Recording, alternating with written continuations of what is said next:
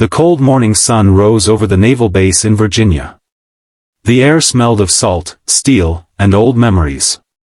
Men in uniform walked briskly across the deck as a convoy of officers gathered for a ceremony that hadn't happened in nearly a decade, the return of forgotten veterans.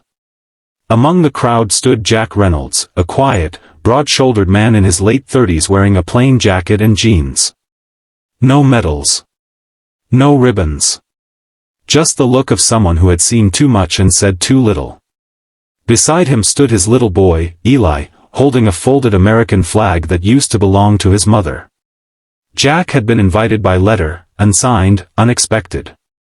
He didn't want to come, but something about the message made him uneasy. You're requested to attend the SEAL Admiral's honor ceremony. Your presence is necessary. He hadn't worn a uniform in 7 years. Not since the day the Navy listed him as MIA, presumed dead. Chapter 1, The Forgotten Soldier. Dad, why are we here? Eli asked, tugging on his sleeve. Jack looked down and smiled faintly. To say goodbye to some old ghosts, kiddo. He wasn't lying. The military world had buried him long ago. He'd lost his team, his wife, and part of himself in a classified mission in the Middle East, Operation Silent Dagger. A mission that never officially existed. When he came home, he wasn't the same man. He walked differently, spoke less, and looked at people like he was measuring their soul. To most, he was just another broken veteran. But to a few, he was something much more. Chapter 2, The Admiral's Game. Inside the hall, the ceremony began. Rows of medals gleamed. Cameras flashed. At the center stood Admiral Marcus Hargrove, a man built like a monument, tall, cold, untouchable. He commanded respect with a glance. When he saw Jack in the back row, his smile faltered for a moment, just for a second, but enough for the nearby officers to notice. After a series of speeches, Hargrove stepped up to the mic, scanning the crowd. And now, he said with an edge in his tone, we honor the men who gave everything for their country. Some of them are legends, and some of them, he smirked slightly, we thought were ghosts. Laughter rippled through the audience. Then his eyes locked on Jack. Mr. Reynolds, Hargrove called out. Step forward. Jack hesitated. Every eye turned toward him. He placed his hand on Eli's shoulder. It's okay, Dad, the boy whispered. Go. Chapter 3, What was your call sign? Jack stepped up to the stage. The Admiral grinned, clearly trying to provoke him. So, Hargrove said loudly into the mic, since you've decided to return from the dead, maybe you'll remind us of your call sign? What was it again? Something spooky, wasn't it? A few officers chuckled. Jack stayed silent. Hargrove leaned closer, still smiling. Come on, son. You remember your name, don't you? Or did the desert take that too? The silence stretched. Then Jack lifted his eyes, calm, steady, unblinking. And in a voice deep enough to silence the whole hall, he said. Iron Ghost. The laughter died instantly. The Admiral froze. Chapter 4, The Ghost Returns. You could hear a pin drop. The younger SEALs in the room looked around, confused. But the older officers, the ones who'd been around during the Silent Dagger operation, looked pale. Iron Ghost wasn't a name. It was a legend. It belonged to the SEAL who supposedly infiltrated the most secure insurgent base without being detected, extracted 2 POWs, and took down an entire enemy command network, alone. Classified reports said he was key in the blast that ended the mission. But no one ever found the body. Now he was standing there, alive, staring straight into the eyes of the man who'd left him behind. Chapter 5, Truth Beneath the Medals. Hargrove tried to recover his composure. Well.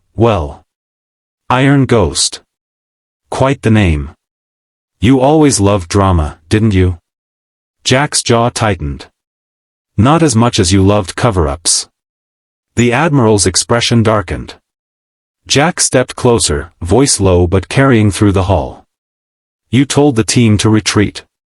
You ordered the airstrike before extraction. You knew we were still inside.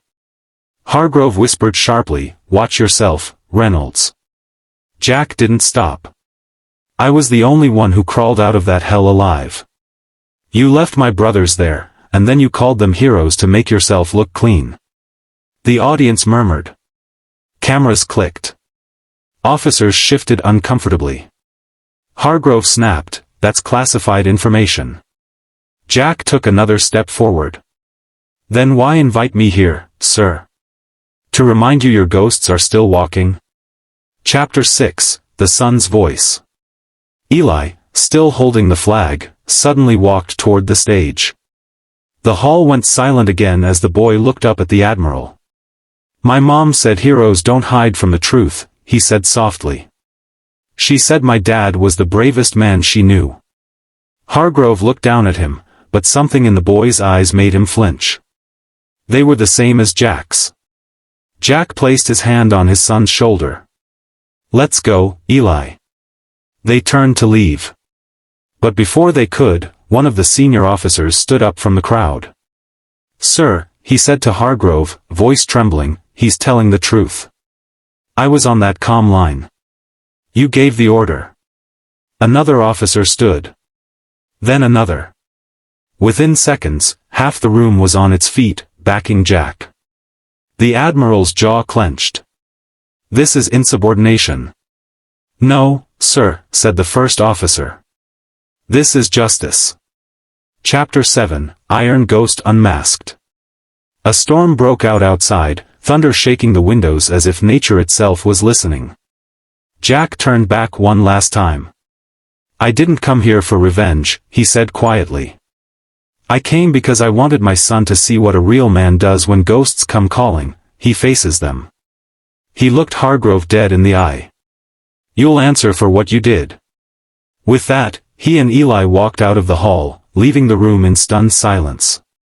Behind them, a dozen officers approached the Admiral, demanding an inquiry. And for the first time in years, the iron mask of the SEAL Admiral cracked. Chapter 8, The Ghost Lives On. Months later, headlines flooded the news. Navy reopens investigation into classified SEAL operation. Hero veteran Iron Ghost returns, truth finally emerges. Jack never spoke to the media. He stayed in his small town, raising Eli, fixing old boats, and helping other veterans heal. One evening, as the sun dipped over the water, Eli looked up and asked, Dad, are you still Iron Ghost? Jack smiled faintly.